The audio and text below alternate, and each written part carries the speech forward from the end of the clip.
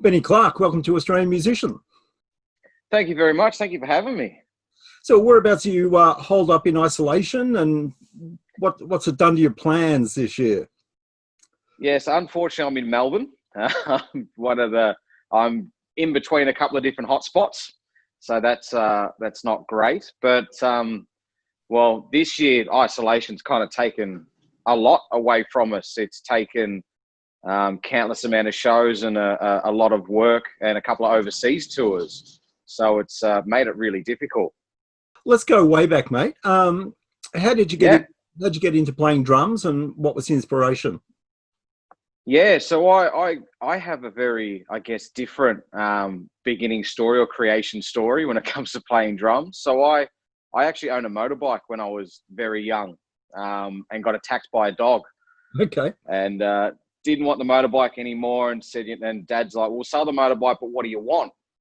And I always had this fascination in music, and Dad brought me up on a lot of old school punk and Pistols and Clash and Ramones and that kind of deal. And I just had this obsession with music, so I'm like, I want a drum kit. There was no real thought process into it. It was just, I want to play drums. So of course, Mum and Dad, it's going to be a phase. We'll buy him a drum kit and he'll buy something else later down the track. And nearly 20 years later, I'm still playing and touring and doing the whole thing. So it was a phase at one stage that turned into, I guess, a job. Long time down the track. So who were the drummers that you were into initially, and who do you dig these days? Yeah, I mean, initially it wasn't drummers; it was vocalists that I really had the connection with. Especially, looking at bands like Pistols, Johnny Rotten's like being the bass player, and Nicky Six, and I always had an attraction to those really out there and charismatic characters in the scene. But then I started getting into, Dave Silveira from Korn was a big one. Wolf and POD, like as drummers. Joey Jordison from Slipknot was like one of my biggest idols. It was very much that new metal scene coming up that I was attracted to. Morgan Rose. It was those real big, hard, heavy thumping drummers. Tommy Lee. Those sort of were the guys that inspired me the most when I was a kid. And it kind of was a double-edged sword. It was good in the sense of I learned stage presence, but I never really thought of that technicality of music and, getting lessons and learning rudiments and learning the stuff that I'm only learning now at 32 years old, because I've got into that hip-hop scene now. So my idols these days, looking at drummers, as people like Tony Royster Jr., Eric Moore, those kind of real flashy gospel drummers, Thomas Pridgeon. They're kind of my main deals at the moment, is those kind of really funky, groovy, but just the most insane chops you can find. Dennis Chambers, they're the kind of dudes that really inspire me to be a better drummer now, because I started on that stage presence, and now I'm very much now going into hip hop. I really want to work on my gospel chops and that sort of stuff. So they're the drummers that are making me think a little bit differently and go, okay, I can hit hard, but can I play as groovy and as fast that way? So two very separate worlds, but that's kind of where I'm sitting now.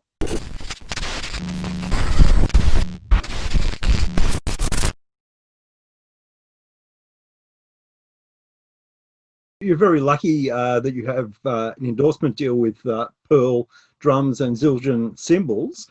Yes. How has that helped your career? I mean, growing up, I started touring very early in my career. It was one of those, you want the rock star lifestyles, get a 12-seater and go. And you learn very quickly that, cymbals break, sticks break, skins break, drums break. And it costs a lot of money. And my first real endorsement was with Zildjian. And I was actually funny. I always prided myself that I was such a hard hitter that I could break anything that you put in front of me. And as soon as I got endorsed, I couldn't break a damn cymbal, which is a good thing. So I'm happy with it. And when I was 16, I wasn't stoked about that. But 32 years old with a full-time job, I'm very happy with that. Just having that I guess that relationship, and my main relationship was with Justin Mulseed at Pearl and Zildjian, and I've been with Zildjian now for nearly 8 years.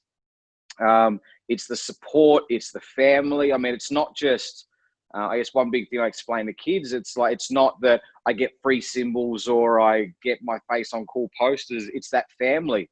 Like, I know all the Pearl drummers on the roster. I know all the Zildjian drummers on the roster.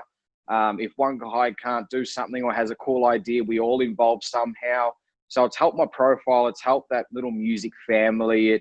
But it's also helped in the way of, you know, keeping me on the road and making sure when I get booked for shows or booked for different artists, I have the right gear. I'm ready to go. I sound right. But if there's something I don't have, they're right on board with getting me hooked up and making sure that I can run my business the best way that I can. So having Pearl and Zildjian on my back, I really couldn't do what I do today without Justin, Pearl and Zildjian. Yeah. I imagine depending on the type of job you're doing, the drum configuration would change. But in general, what's your basic Pearl kit? My basic Pearl kit, so my preference at the moment is the Reference Pure. So I run a 20 kick drum, a 10 rack, a 14 floor. I run a 13 by, I think it's a 6.5 reference snare drum. And I run a 12-inch snare on the side. And that's really the basic setup. I'm pretty cruisy and easy when it comes to setups. If I'm playing heavier stuff, I'll chuck a 12-inch rack tom on instead of the 10-inch. But otherwise, it doesn't really change too much from there. Yeah.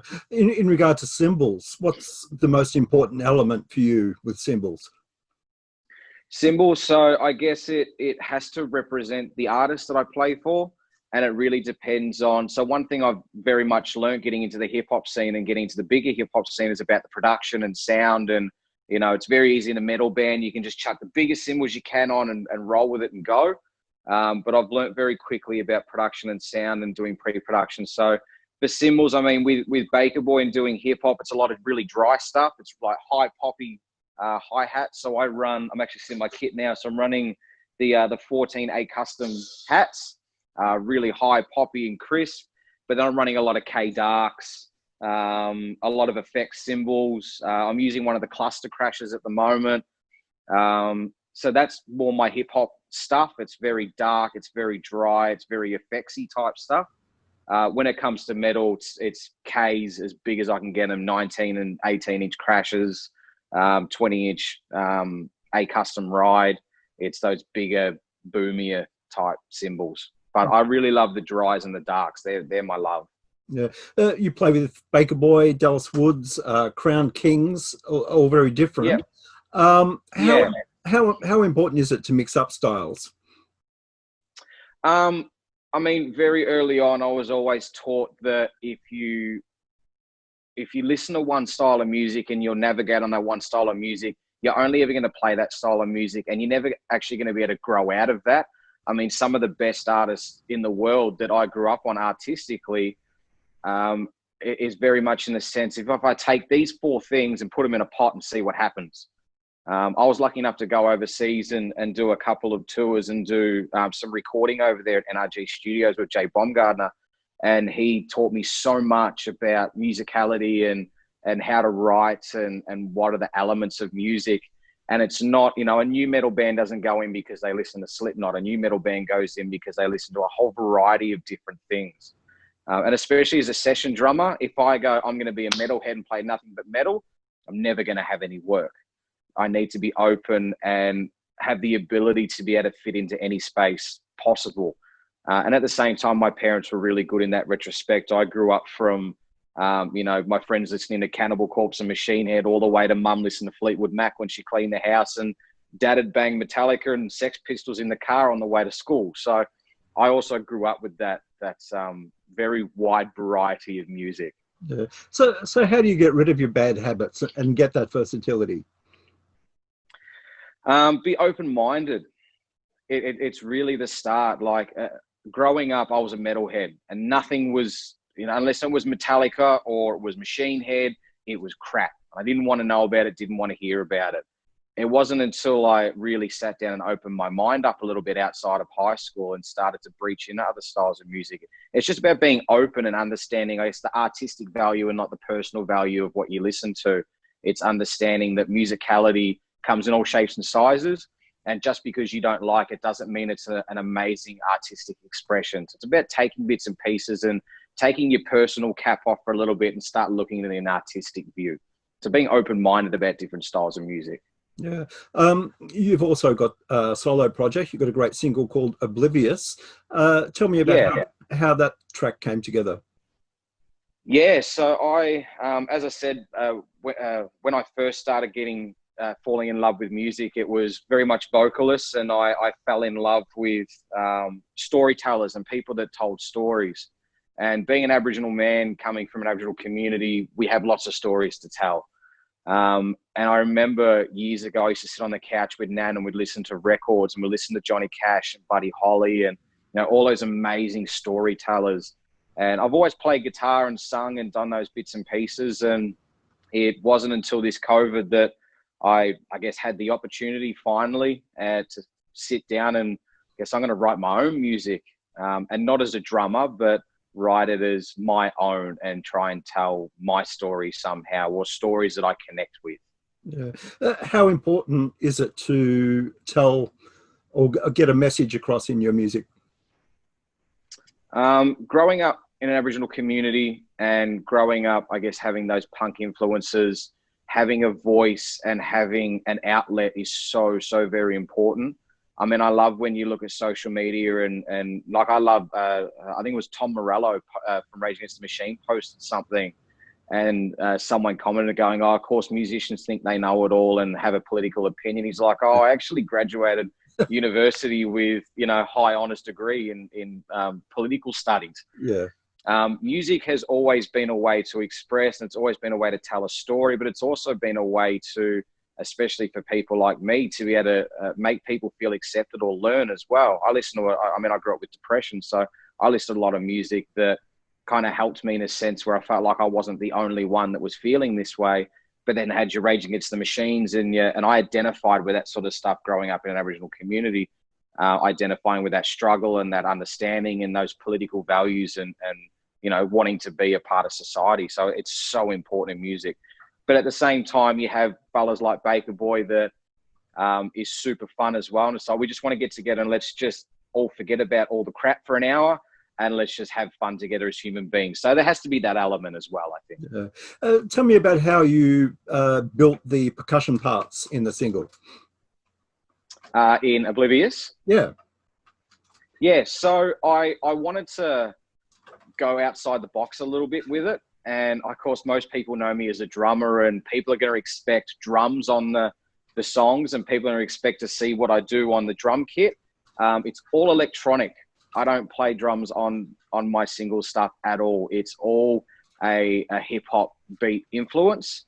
And it comes from, you know, artists like Whitey Ford and Everlast and those kind of artists that have that acoustic and hip hop values and it's all electronic beats. It's all, it all sits in that realm of things. So I kind of wanted to flip the switch a little bit and go, you know, I'm actually here trying to do something solo. So I'm going to take the drums out of it, but I just sit on a laptop with a keyboard and just try to develop or something, you know, I like that boom bap type stuff. So trying to have, just create something different without actually having to sit behind a drum kit. I probably will eventually because the electronics will I'm sure do my head in eventually. So I'm sure I'll end up on a drum kit at some point, but for now I want to kind of flip the switch a little bit and take my notability as a drummer outside of that project. Oblivious is a great track, but are you working on more? Are you working towards an EP or an album? Yeah, so I think I'm going to stick it to singles for the time being. This is a fun project that if it takes off and something happens with it, great. And if not, you know, the handful of people that get to listen to it get to hear the story. So it's one of those funny ones where I'm kind of doing it for my own personal love. But hey, if it turns into something and someone, you know, reaches out and likes it, then I'll take it to another level. But for now, it's kind of going to be like, you know, a single a month or a single every 2 months and just keep riding the wave and see what happens. Yeah. When you look back at all the gigs you've played with a lot of artists, what are the gigs that are more memorable for you? Right off the top of the head, I'd have to say Baker Boy's first show at Groove in the Moo. That was our first festival as a group.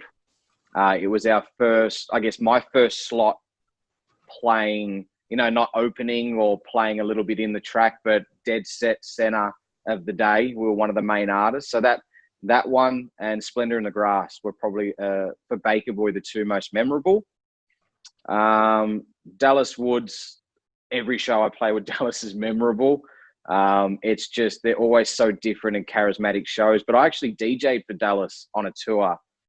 We couldn't afford to take the drum kit around, so I went to JB and bought a cheap pair of DJ decks, and we got on a plane and went on tour. So that was memorable because neither of us had any idea what we were doing. We were just working out as we go along and hope the shows go well. And the tour went really well, so that was very memorable. But one of the most, I guess, memorable shows of my entire career was my first show playing for Super Heist. That was a band that I grew up listening to and loving, and, you know, inspired me to do so much. And being able to play just that, well, I played many shows, but that very first show and the adrenaline that I had that I was about to play live the songs that inspired me to play music was a pretty special moment. Yeah. Any on-stage disasters that come to mind? Where do you want me to start? So I've lit myself on fire. I've fallen off truck stages. I've broken my hands so many times on stage. I actually have a permanent fracture in my right pointer finger from a Baker Boy show.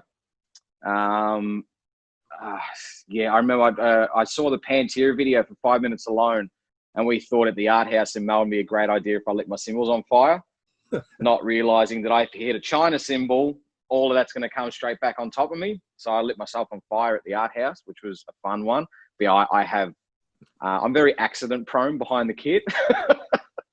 You kind of go in this different world and just hit and not think about what you're hitting, whether it's the top of your hand, the back of your hand, or your knee or whatever. So I have many, many, many stories of disasters on stage. Tell me about Yenna Werna. Yeah. So Yenna Werner, I wasn't expecting that, is a side project of mine. So my background of work, and not, I guess, other than music related, is I've always done high-risk youth work for a long time. And my background's in, you know, brain development, trauma-informed care and practices, and a little pinch of neuroscience. So Yenna's like my subcontracted company. So I do a lot of cultural awareness training. I do a lot of history training. I do a lot of workshops.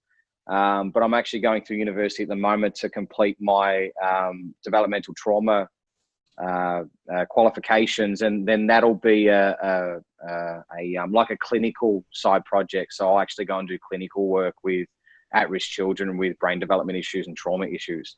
But for now, because of COVID, I couldn't launch it properly, and I kind of launched the social media and wasn't able to work. So the social media is now more of an educational platform, and it's a way for people, I guess, that wouldn't necessarily know much about Aboriginal people culture or politics or things that are going on within community. It's a really easy way to be able to, I guess, connect and see what's happening in our community and understand what we're doing. Yeah. So where do we go to find out more about it? Yeah, so Yenna Werner's just on Instagram at the moment. So it's YENNA_WERNA. So Yenna Werna is to lift us in my traditional language, so Gunai language. Okay. So what are the revised plans for 2020?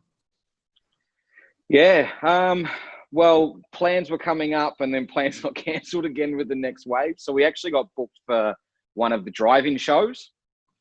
And then obviously that got cancelled, which we're all spewing on because what an experience to, I guess, play to a car lot. It would have been very different, but quite exciting at the same time. At the moment, I think it's just waiting it out. I know we were booked for Splendor in the Grass, and that's been pushed back and back and back. And, you know, hopefully we still get taken on Splendor and we play that eventually when it comes out. But as far as, you know, Baker Boy and Dallas and that, I'm not too sure where management's sitting at the moment, what they're thinking. So really time will tell to see what happens. I do know on the Crown Kings front that we want to get on stage ASAP.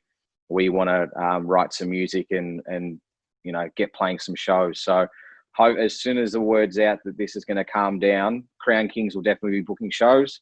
And I'm sure Baker Boy and Dallas Woods will be doing the same thing, because I know they're dying to play shows. So we'll all be back soon enough. It's just at the moment, it's very, especially living in Victoria, it's very unnerving and not too sure where we're going. Yeah. Right, Ben Clark, it's been great to chat, and thanks for your time. No worries. Thank you very much. Really appreciate it.